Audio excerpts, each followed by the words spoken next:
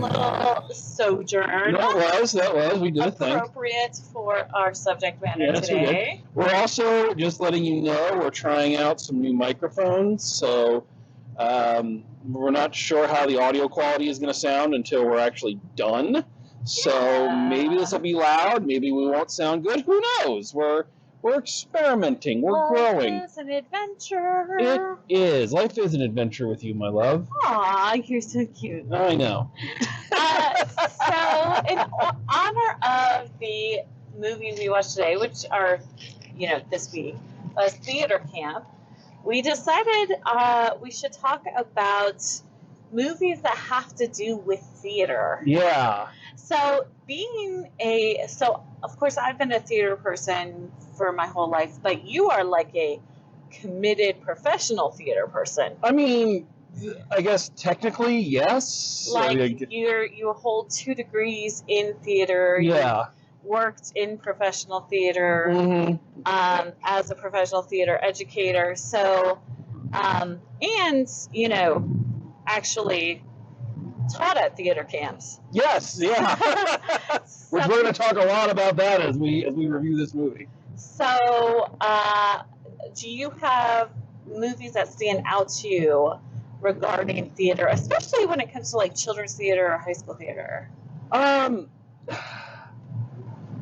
Regarding high school theater or children's theater, not really. None that, like, all the theater movies I can think of are more community theater or professional theater.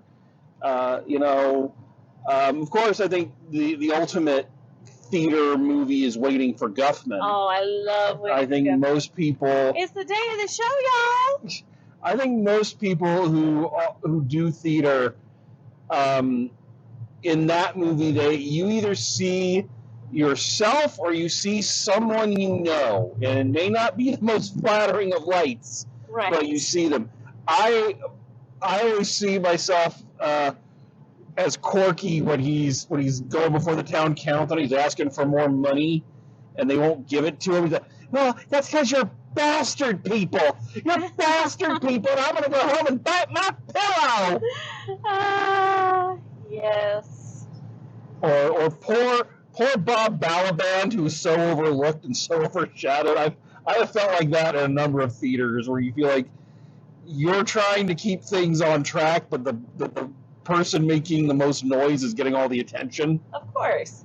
Well, you have to have someone who's got the vision and who's got the creative juice, and then you have the person who's actually doing the stuff to make the vision happen. Yeah. I have a theory on which of us that is, but that's okay. Oh, do you? Do you have that theory? A little. Mm-hmm. Okay. But yes, you have the person. You've got the person who's actually pushing forward. Well, not actually pushing forward, but like going like, okay. I think with my best friend when we did several middle school plays together, and she would be like, I would like the dress to start off black and then change to green throughout the course of the play. And I'm like, well, I'm not sure I can do that, but how about we try this instead? We try a costume change, it happened on stage, and so... What did she think you had? A mood dress? Like it would change color depending on how the character felt? Well, what I did was she had a dress that was a specific color. I can't remember what the color was, but it was a specific color. And throughout the course of the scene, other people pulled strips off of it until it was changed. What play was this? It was a play called The Shuttersome Tales of Poe. Oh, okay. So, yeah. All right. Anyways, that was a little sojourn into my life. But, I mean, you do. I must give you your praise. Yeah, you have a way of getting stuff done and making millions out of pennies. Well, I think that's what rings so true about Waiting for Guffman is that you have to have both of those people. You've got to have the people the head person in charge who says, this is what I want this to look like, this is the big beautiful vision, and the other person who's going, okay, how am I going to cobble this together out of cardboard and duct tape? Literally, in some cases. You know what makes me mad about Waiting for Guffman, and we've talked about this a lot? No soundtrack album. Yeah, that's true, which is kind of like that. They have such amazing songs. Yeah. One of our favorite songs to sing to each other. A penny for your thoughts. Let's call it a deal. I love it. It's such a beautiful. Michael McKean. Oh my God, he writes the most beautiful songs. Did he also write the one from A Mighty Yeah, Wind? he wrote the Kiss at the End of the Rainbow. Yeah, that's where He writes some beautiful songs, and I love that song so much. But yeah, there's no like raw version of it. Okay, we could talk about Waiting for Guffman by itself for hours. So let's move on. What other theater movies? Well, I think most people would also recognize the work of the great Mel Brooks. Well, the producers obviously. Yeah. But your favorite is one I had never watched before we started dating. Yeah. So there is this it's not a very well-known Mel Brooks movie, partly because I think he didn't direct it. Okay. But he starred in it with his wife, the late Anne Bancroft. And it's a remake of a Jack Benny movie called To Be or Not to Be, where they're a Polish theater couple in Poland as it's being invaded by the Nazis. Right. And they have to use all of their theatrical training and tricks to evade the Nazis. To evade the Nazis and save the Polish underground and get out of Poland. And it's so funny. It has one of my all-time favorite lines about the theater, but I'm not allowed to say it. Yes. I'll give you like the cliff notes. He comes home and he's like, "Oh, honey, I was at that German censorship board. They want us to cut the gypsy number. They don't like gypsies either. Let's face it, honey, without Jews, F words, and gypsies, there is no theater." Yes. Now, to note, we want to make note of that for those of you who actually listen. We note that the word is a slur. Yes. My ancestry is actually Roma, so it's something that we take seriously. But yeah, quoting for quote's sake. But that movie is and Mel Brooks has a great love of the theater. Like, he has a deep, and what's interesting is every biography I've ever read of him or seen, it doesn't say that he did much theater, that he was always into TV and movies, but you can just tell from his movies and everything that he loves Broadway, and he loves, just... Even his movies, there's something very theatrical, like more... there's a more theater aspect of it than there is the movie just about every one of his big films has a musical number. True. Like in a big one, History of the World has the Inquisition, and History of the World Part 2 even had one. Yeah. But yeah. Okay, so To Be or Not to Be. And of course the producers, and we're speaking of the original, the Zero Mostel, Gene Wilder. I'm not mad at the Matthew Broderick, Nathan Lane one. I'm mad at the movie version, not the play. Right. Like, the musical is brilliant, but the play was not, or the movie of the play was not good. It didn't translate well. So, what else you got? Anything modern? You put me on the spot. I can't. I warned you we were going to talk about this. Actually, I brought this up yesterday. I don't know if you ever saw it. It's called Hamlet 2. Oh, no. Yeah, go on. Where, I can't remember his name. But he is this theater teacher who just thinks he's, Wasn't it David Tennant? No. I can't remember his name. Long-faced fellow. He played Stan Laurel and Stan and Ollie, and I can't. But yeah, where he's trying to put on a show and he decides to write a sequel to Hamlet, and all he has are like all of the Hispanic kids who didn't want to take anything else, and they ended up being dropped in theater. And what was funny about it is how they kind of subverted the expectation, because he goes into it thinking it's like Dangerous Minds or like Stand and Deliver, and he has the one kid who's like the leader of the Hispanics, and he goes to his house to talk to his parents, and it turns out he's like a straight A student, and like, he's like convinced that, because that's the way the movie worked. Yeah. That has the song "Rock Me, Sexy Jesus." Steve Coogan. Steve Coogan, thank you. Yes. Rock me, rock me, rock me, sexy Jesus. We watched one last year. I think we may have reviewed it, called Honor Society. We did. We reviewed it, but I don't remember. It had a play in it, but it wasn't really It wasn't based around the play. No, like that wasn't the play that was in it was a high school play. Yeah. And it was really kind of amazing. Like, of course, in high school plays, you always have, in the movies, they're just the teenagers are the most talented actors you've ever seen, and you've got like just costumes that are. I always want to know, in basically any movie about teen activities outside of a sports movie, where the fuck is the adult? Like, where is, like, this is not a theater movie, but like bring it on. It's like, where's your coach? Yeah. Why are you teenagers making all of these choices? Where is the adult who is supposed to be supervising you?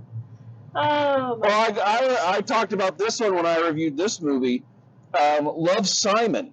Right. Okay. Which had them doing cabaret. Yeah. And I remember just thinking, what fucking high school, I don't care how liberal you are, what fucking high school is letting their kids do cabaret? How are you getting around the if you could see her through my eyes number? Well, I'm not sure. And I don't think there's a cabaret junior. like there's have you read Rent Junior?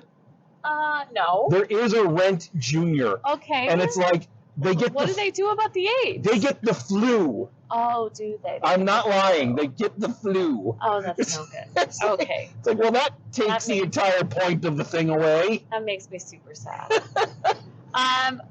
So, speaking of musicals about our children's theater movies, it's a very small, minute part of the movie, but in Zootopia, there's a little children's play at the beginning that just lives rent-free in my head all the time. That's just because you watch it every 5 minutes. Blood. But there's also, there's this pair of movies, they're British movies. It's Nativity with an exclamation point, and Nativity 2, Danger in the Manger. I've never heard of these. The first one, they're about these primary school teachers who are putting on the school play. Martin Freeman is the teacher in the first one. Oh my God. And David Tennant is the teacher in the second one. If you've ever seen the meme of David Tennant with his face in a star, if you've ever seen that picture online, it's from Nativity 2. Okay, I need to see these movies. Yes, they're quite charming. Quite charming. We're kind of veering away from movies, but also other films or other on Modern Family.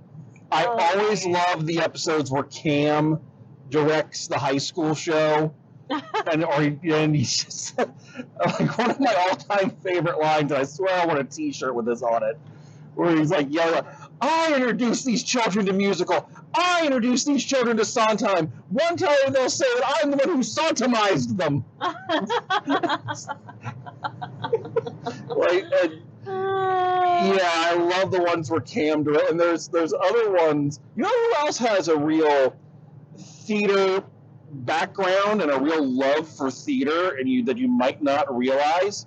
Trey Parker Oh yeah. of South Park, like he loves Broadway.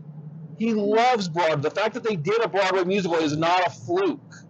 Yeah. Like and you can see it in a lot of their early stuff. There's a very their first movie they ever did was Cannibal the Musical.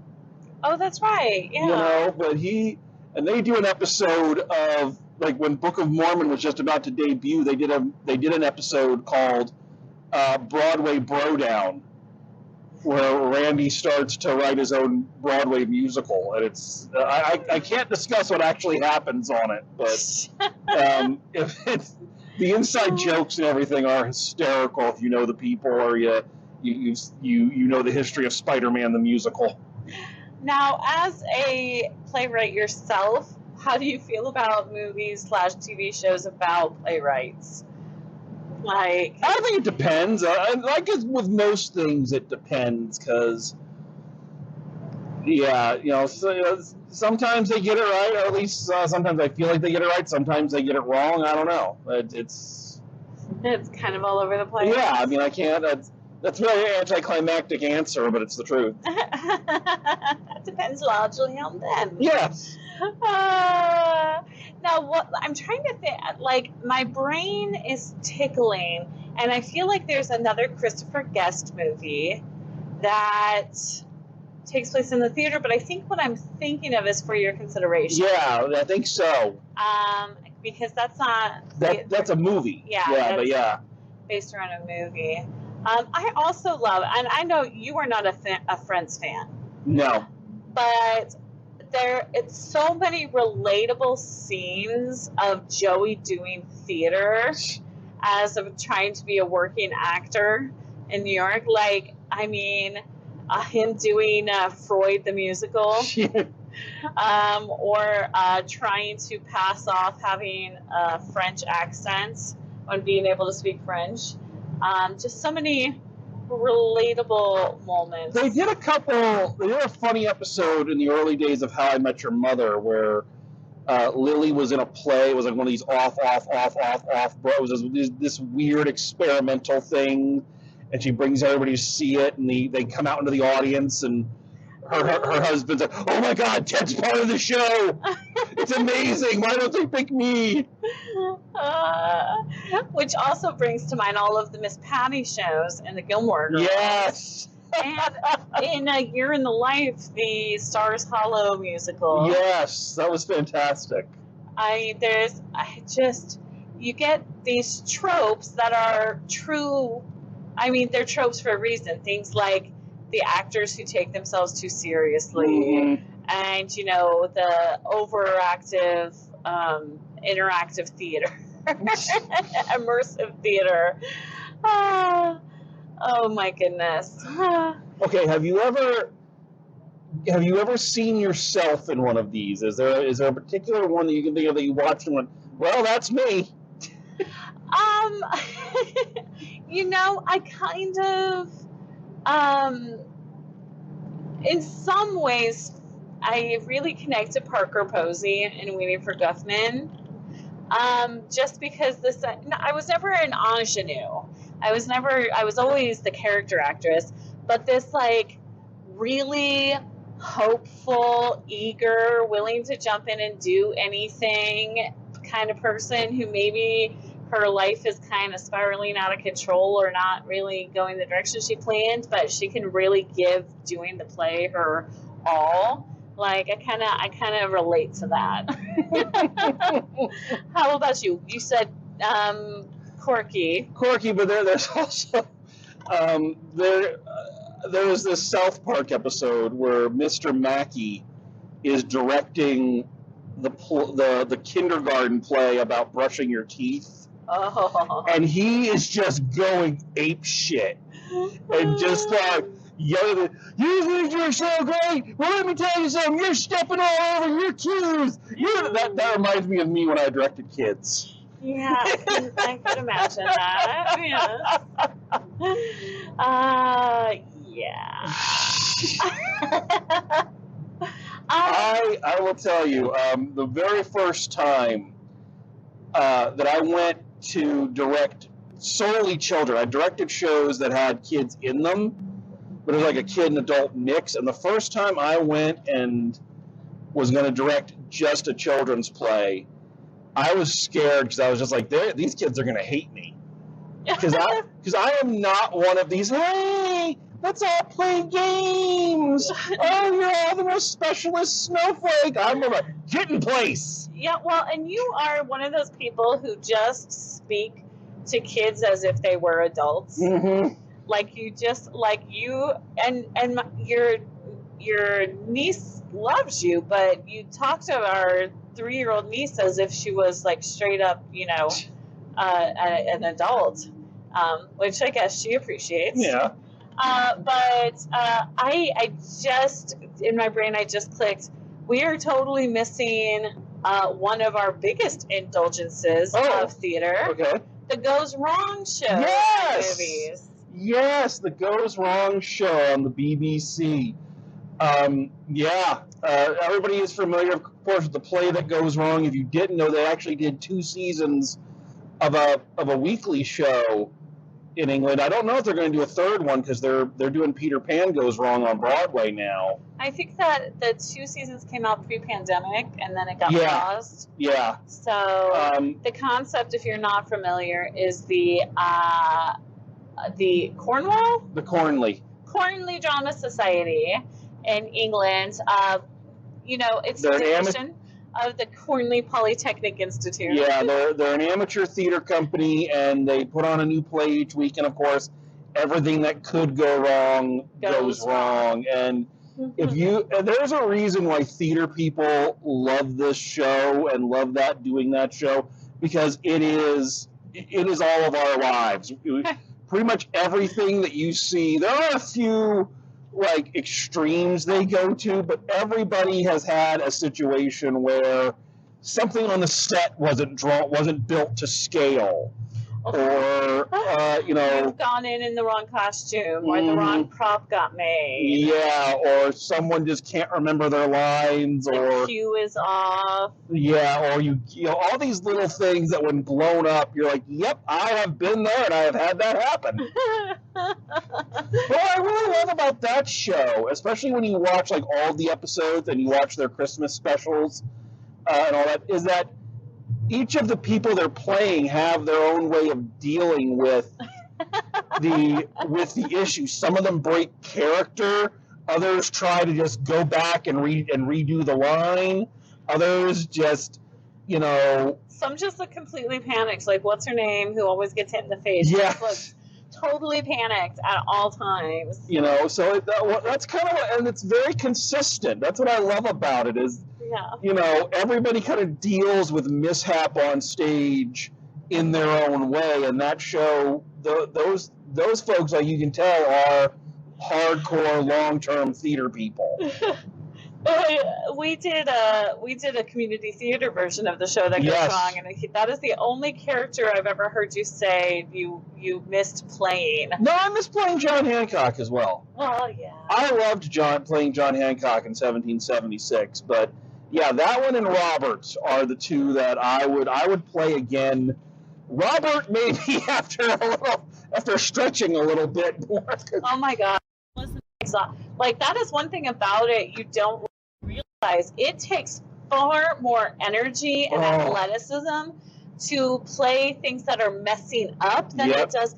You have to, so if you are doing a show that is supposed to go wrong, you have to be so much more precise. Mm-hmm. And everybody always says, like, my dad said it, and I forget who said it the other night, was like, well, the good thing about that show is something goes wrong, no one notices. Like, no, the bad thing about a show like that is something actually goes wrong, everybody notices. It was like the time in rehearsal for that, I got beamed with a beam that was holding up part of the set. Or when the set fell down, like in the middle of the scene. Like in the middle of the scene that it's not supposed to, like Evan and I we were very lucky we were out of the way. Yes, because part of it is that you have to be in a safe place for it to happen. Because it literally, we were both looking at each other like, oh, We Yeah. still have a sword fight we have to do around this. Yes.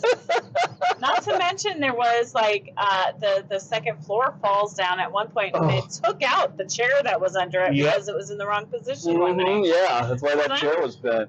But anyways, this is the problem. If you get us going, my students have always said I need to write a book of all the theater stories I've got. But if I get off on some of these tales, don't ask me about the production of Julius Caesar I was in college, because is that the one where you're all wearing weird suits? Yes, that would be a podcast in and of itself to go through all of those stories. But yeah, so we would highly recommend the Goes Wrong show. You can find some of them on YouTube. You can find the first season on YouTube. And I think the Peter Pan one you can see clips of on YouTube at least. I think the second season and the Peter Pan one you can actually rent on YouTube. Okay. So because we actually bought the DVDs. I bought the DVDs and bought a European player to play them on. Yes. Because they were only available in the European DVDs. I was like, I will buy a European DVD player for that show. Yes. And I did, and I do not regret it for a second. But yeah, it's one of our few shows that our kids will actually request to watch. Yeah, they don't do that often.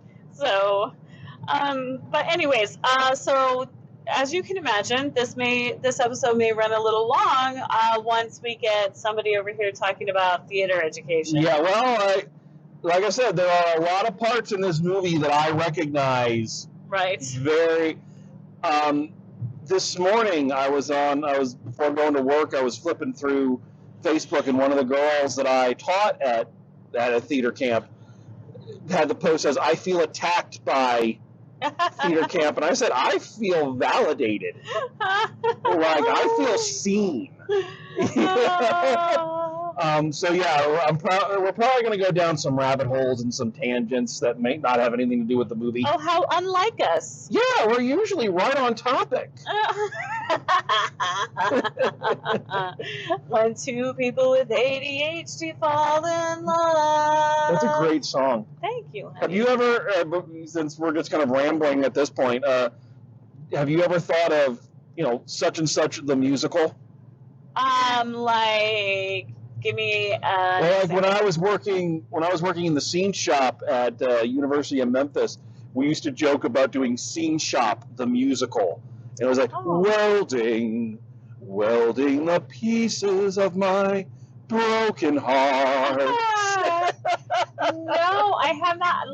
And I know that that's kind of odd for a theater person, especially one like me who will just start singing things out of the blue. You are Linda from Bob's Burgers. But I've not really thought of it, and it's just because I think that most of my singing things out is so subconscious. It is.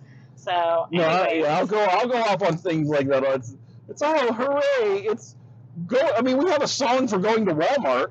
We do have a song for going to Walmart. Yes, and you are a king for the bit. I will run a bit into the ground. Yes, and when he and my daughter get both going on this bit, it will not last. I mean, it will not stop. It will go on forever. That's right. It's called bonding. That's called good parenting. All right, so we're going to take a break. I think the listeners are going to take a break and listen to something else. Yeah, I would. Like, where's the true crime people? We're going to take a break. We can talk about that if you want. Anyways, we will be back, and we will talk theater camp. Yay!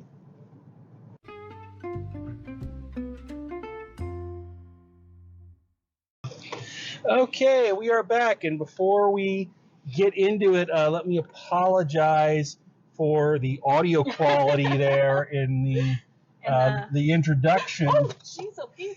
Yeah. Oh, look where you're driving. I was looking where I was driving. They were in my blind spots. But anyway, like I said, this is new. We're trying these microphones out, so I always talk loud.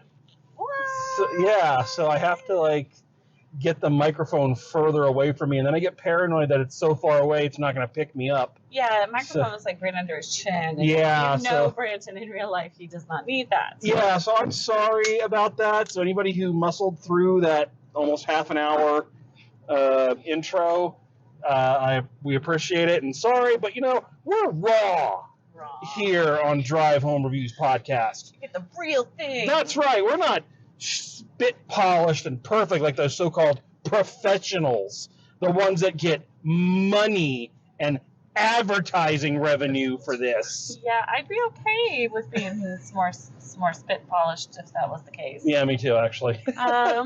Anyway, but just a quick apology before moving on to the main event and talking about theater camp. Theater camp, which is funny. We watched theater camp last night, and then on Facebook today, you saw one of your former theater campers. Yeah, and she said, I feel attacked by theater camp. I think she was being funny, but she says, I feel attacked by the movie theater camp. And I was like, I felt like validated by it. I felt seen.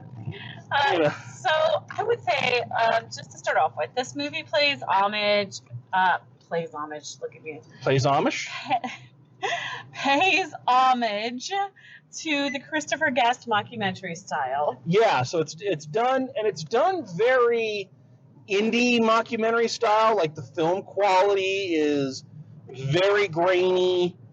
Like they shot it on their iPhone. Yeah, exactly. But even iPhones have better picture quality. But that's part of the thing. It's supposed to be like a cheap documentary about a cheap theater camp.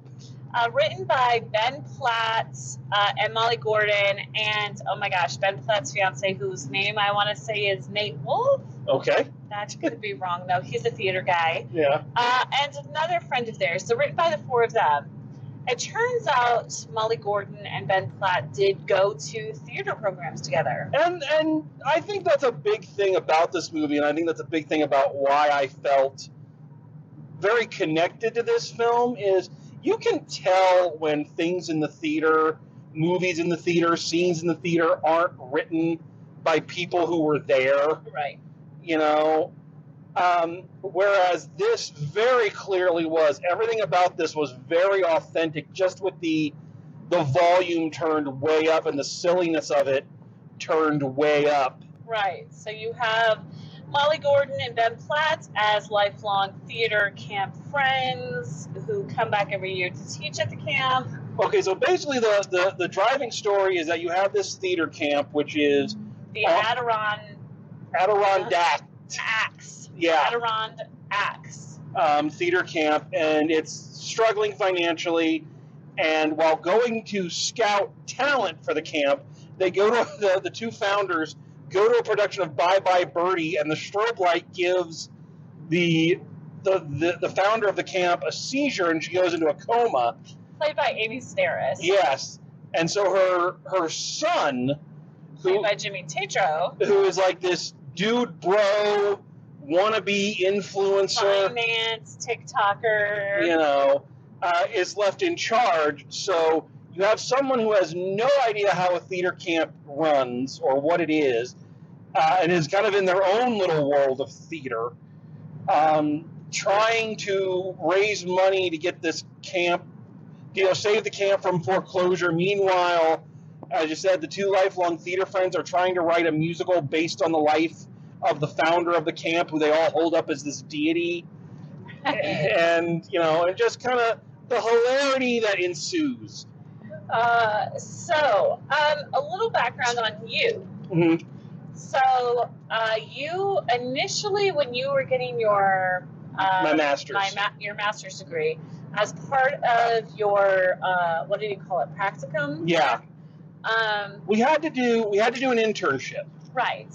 So I called up. I have some friends of mine who run a youth theater back in Alaska. And I called them up, my buddy Wayne Mitchell, and I said, hey, can I come play with you guys for the summer for my internship? And they're like, yeah. So. And then you ended up doing it for how many years? I ended up doing it for almost 10 years, going back every year. And because the first year was such a great experience. And I had so many great experiences there. I had a couple not so great ones, but for the most part, the good outweighed the bad. Okay, honey, you're shouting into your microphone again. Okay, I'm sorry. But for the Sorry, most part, like you listeners. said, that was your foray into working with children in theater. Yeah, and educational theater, which has become kind of my Career. yeah. So that was a very important moment for me, and so a lot of the things in this I really relate to. There's a scene, one of the earlier scenes is when they're casting. All the directors are sitting around and they're trying to figure out which kid goes in which show, and it is, yes, again, the volume is turned way up and the silliness is turned up, but that is exactly what it looks like when four directors are trying to divide 100 and some kids into 4 casts. Right. You know. And then what about the part where after the cast lists go up? Oh, first of all, when the cast lists go up, is it? Excuse me, I just hiccuped into the microphone. Is it the same mad dash? Yes. For the Well, kids? what I always remembered is that, like, we would when we're doing regular Academy, we cast while they're all at lunch, and then the cast list goes up, and inevitably there are a couple kids that nobody knows what to do with. And so I remember one year where the cast list was held for, like, extra long, and the kids are outside, and they want to come in and see the cast list, and we're trying to keep them outside while the directors get their shit together, and finally they get up, and yeah, it is a mad dash. Which is exactly what happens in the movie. And then the manager gets calls from parents about their casting choices. Yeah. Did you have that? Yes, I had that one year. There was this kid. I don't remember his name. I was directing a show called Win Fairly, Champion Wrestler, and there was a kid I'd cast as The Undertaker. Okay. But he really wanted to be in this other show, and the kids don't get any say over what show they get into. But he really wanted to be in this other show, so he basically concocted this story to his mother about how, playing an Undertaker scared him, and then she came and complained to me and the head of the company about how she had to have the awkward conversation about what an Undertaker does. Oh my gosh. Yeah. And we're not talking about like a 5 or 6 year old kid here. No, I forget how young he was. But I mean, he would have been at least preteen. Yeah. So. But yeah, I've had that happen. Oh my gosh. So yeah, like I said, we got Molly Gordon and Ben Platt in there, and Ben Platt's boyfriend, fiance, whose name I can't remember, plays the stage manager, 3rd generation stage manager. Yeah, so plays Glenn, the stage manager. Who is kind of the savior of the whole show, of the whole theater camp. Which I thought was really interesting that they did a whole stage management class and whatnot. Yeah. Well, I mean, the company I worked for, they had the Tech Academy. Well, and I really think that that's something that should get focused on. And we do a lot of work in the community theater here, and it's not something that is focused on, which is unfortunate because we have some techie people. One of our kids is like Miss Tech, like she is a meticulous stage manager in some things. One of the only things about this movie that I found unrealistic is that the whole thrust of the one character is that he's the stage manager, but he wants to be a dancer or he wants to be the actor. It's like most techies want nothing to do with being on stage. They want none of it. Yes, no. CJ was on stage a couple of times. Yeah, and she's good. And I've known a lot of tech kids that are just like, I'm happy doing this. You are not getting me on that stage for love nor money. Oh, big branch in the road. But what I love about this movie, again, is its authenticity, and that's in the details as well. Like the way the kids have their own little rituals and their own kind of hierarchy and cliques within the theater camp. How? Oh my gosh, the Fosse kids. The Fosse kids. Like if they snap at you, they're not being aggressive. That's part of their communication. Yeah, and the way that they have a couple of characters. Like they have one of the characters is a woman who lied on her resume to get the job, And so she has no idea. So she's in the middle of all these theater people and theater kids just doing their weird theater stuff, and she's just looking around. And that is, I mean, you drop anybody into any kind of subculture that they're not familiar with, and that's the reaction you're going to get. And so much of it, I mean, really is a love story to the outcast kids. Mm-hmm. And that's what it is. When you are somebody who doesn't fit into everyday places, like in your everyday world, and you get to go someplace where everyone around you is as obsessed with the thing that you are. It's like going to the theater conferences when you were in college. Like, isn't it just kind of feel like paradise? Yeah, or, you know, you feel... I'll even go one better. It's just like when I got to the theater department in college. Right. That was the first time ever I felt like this is where I belong. This is, you know... You went from being maybe the not popular guy in Not, it wasn't maybe, I was not. There's no... I appreciate you trying to be diplomatic and sweet about it, but no, I was not popular. Surprise, surprise. So Branson technically graduated the year before I got to UAA. Mm-hmm. And I mean, people were still talking about him. He was the king of that theater department. I was there for long enough, so. But you were also the first honor student to graduate from that department. But that's the thing that I really love about this movie, and I think that's why it really tugged at my heartstrings, is that it really, again, it is kind of crazy. The acting teacher is a little too... intense. A little too intense and a little too up his own ass. It's so funny, like a characterization. Yes. What is your character's allergy? Yeah. You know, or I loved that. The other one, the musical theater one, who's like doing, you know, and now it's time for your past lives hour. Yes, past life seminar. You know, so yeah, it's turned up a little bit, but not. But that's kind of the point. They're easily recognizable people. Like, if you are in the theater community, you know these people. Mm-hmm. You are these people. I am half a step. I am the Molly Gordon character. I'm Rebecca Diane without the Diane.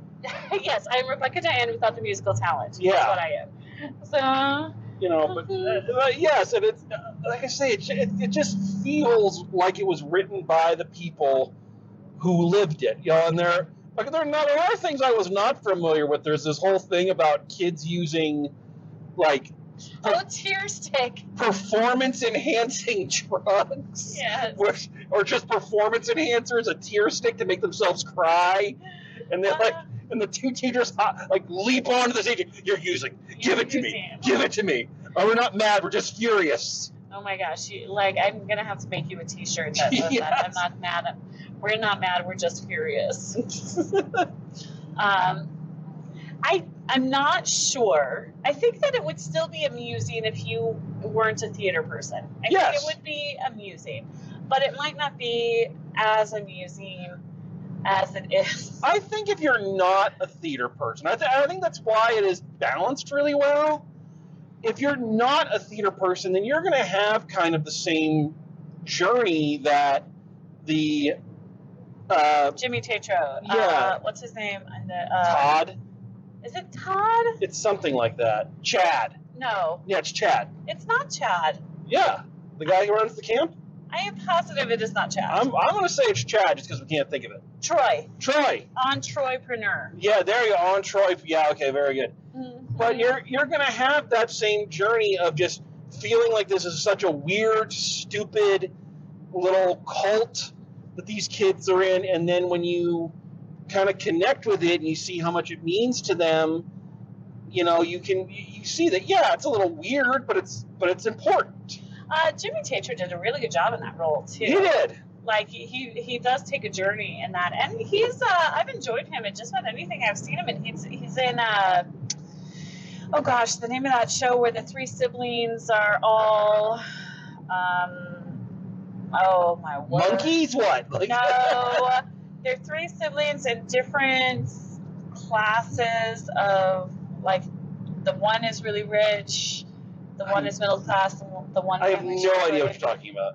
For the life of me, I cannot remember the I name think of the maybe show. you made it up. I'm positive. Topher Grace, isn't it? Oh, well, then you definitely made it up. Topher Grace isn't in things. But he does a really good job of this. Plus, I believe his background, he was a teen YouTuber. Yeah. I think. What I also liked about his character is that, yeah, he was a little clueless, but he wasn't an idiot. He wasn't mean-spirited. He never made fun of the kids. He never came right out and said, "Oh, this is dumb," and you're all... He was trying. He was lost, but he didn't mock them or anything. Yeah, but his heart was always in the right place. Kind of gave me... This is a weird connection to make, but it kind of gave me Ernest Goes to Camp vibes. Of Ernest being... I think Ernest is one of the most underrated characters. He's so sincere. Yeah, He's so earnest. Yes, exactly. For all his braggadocio and his stupidity, he is a good-hearted person, and he's always crushed when he can't live up to expectations. Right. And I think this character of Troy is very much in that vein. That he's a doofus, but he's not mean about it. Right. And he really does recognize that he doesn't necessarily understand the importance of the camp, but he recognizes that it is important to his mom and the people who go there. There's a fantastic scene where he's attempting to raise capital, and so he rents one cabin out as a B&B, yeah. and he lets people have important business dinners there, and he has the kids be their waiters. And he tells the kids it's like an improv exercise. So the kids are so badly. The kids are just out there going crazy. Like, can we do accents? Can we do backstories? Yeah, sure. So they're just out there staring at these old businessmen. Would you like to hear about how I killed my daughter? The guy's like, ah. Oh yeah. So it does, and it has, it has a little. What's the word I'm looking for at the end? Deus Ex Machina. A little, but yeah, it's got the Deus Ex Machina, but it's a theater movie, right? It's really sweet and sincere, and I swear I was tearing up during. I mean, yeah, big deal, me tearing up in a movie, but I was definitely the show that they ended up putting on is such a tribute to both the theater, the person who established the theater camp, but also just going to theater camp in general. Mm-hmm. Yeah, well, yes, honey, you tearing up is not really... I teared up. Oh, okay. So I was... that tells you something. I was getting a little teary-eyed with the end song and the... Yeah, I thought... Because, it's exactly what it is. It was a sweet tribute to just what that means to those kids, and that's always been the thing that kept me going back. Right. And it's the thing that keeps us doing shows with kids, even when we're exhausted and we don't have time, and we're ending up, one of us in one county doing a show with one school, and one of us in another county doing a show with another school. But now that actually is a good segue. One of the only things I didn't like about this movie. No. Is that I wanted a bit more of the kids. Yes. They had some very talented kids. They really did. These kids were amazing. Yeah, and you get the most introduction you get to them is when they're doing the auditions. Yeah. And then you see them and you recognize them by, they're all very unique looking. So it's kind of like the Little Rascals. You can pick them out. You know which one's which. But you really don't know anything about them. There's this one kid who sings Defying Gravity. That was amazing. Yeah, and there's you kind of have to piece together the stories, and I don't know if that's just because things were cut. Right. Like the one kid who's kind of the outcast because he's a green belt in karate and he plays football, and they're all kind of looking at him like he doesn't belong, and then it turns out he has two gay dads. Yeah, and he's just And then he's up at the guy, I accept my truth as a heterosexual. And they're like, we always knew. We're so proud of you. But I feel like there was a lot that I wanted to go with the kid's journey a little bit more and see, like, the girl that that originally has the lead and then leaves. And that, like, she has the lead and they're always picking on her for some reason. Yeah. And then, like the teachers are always picking on her, and then she goes and gets, like, a commercial or something. Right. It's like, we really, like...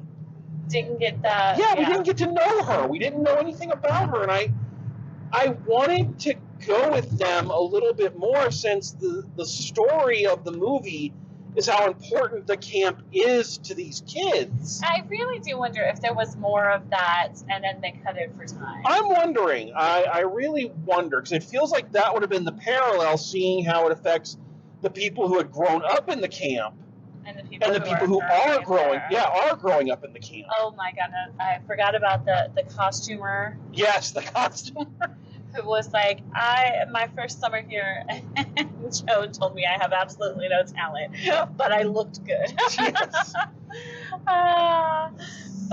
Yeah, it's I would say I would agree with you there that I would have liked to go more into the kids' life, what it was like for them. And especially because what we got was so good. It was. They were really talented kids. Yeah. Well, like, really talented there's this really sweet moment when they think the camp is going to get shut down, and they sneak into the main stage, like, and they're kind of sitting in a circle, and they all just kind of hold hands and kind of lean into each other, and just this kind of, and that's such a sweet moment. And I just wish I had some more character. I wish the kids had more screen time to flesh that out, because I think, yeah. Well, of course, and they were all, theater kids, so their personalities were all huge. Yes, very, yeah.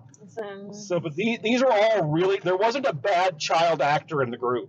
No. Like, they were all, so I can only imagine they went to, like, real theater camps and got, like, the creme de la creme. Or, like, actual, like, kids who've done shows. Because all of the people in, like, Molly Gordon, Ben Platt, and his husband, they've all done, Broadway. Yeah. So, but that's kind of the only thing I really had any real issue with. And the rest of it I thought was pretty good. It was a great, heartwarming, funny, slightly exaggerated, but not by much. I mean, really not by much. Trying to look at, a theater camp, the running of it, the importance of it, and just... I wish we could have gotten more of the camp manager, too. You just get a couple flashes of her exasperation. Yeah. And Joan, she was in a coma the whole time. But, like, I could probably watch another whole movie of the characters. Yeah, me too. Like, and that's a good thing. Leave them wanting more. Yes. I could see this being like a series, like shorts of the different characters. Yeah. Following their little mini webisodes. Journey. Yeah. Which I think that's what this started out as. It says it was based on a short film. Yeah. So, and they did, one of the best things that they did too was include these pictures of Molly and Ben that were actual pictures of them when they were in film, when they were in theater together. Yeah. I wonder, there's a point where it shows that she has a tattoo of a picture of the two of them. And I wonder if that's real. I don't know. So. I really don't know. That's a good question. Yeah. And then even like the pictures of Jimmy Tatro, and I mean, like, they have all of, like, it was, you've said before, when you're making a parody of something or a mockumentary style thing, in order for it to be successful, it has to be, the person who's making it has to love the subject. Yeah. And I think that this definitely was. And I'm just going to backtrack a little bit, because just talking about all the characters, what I liked about all of them is they felt like real people. Yeah. None of them were bad people, with the exception of course, the rich woman who was trying to buy the camp. She was your typical summer camp movie villain. She was. Like that, all they needed was for her name to be Mrs. Stingley or something like that.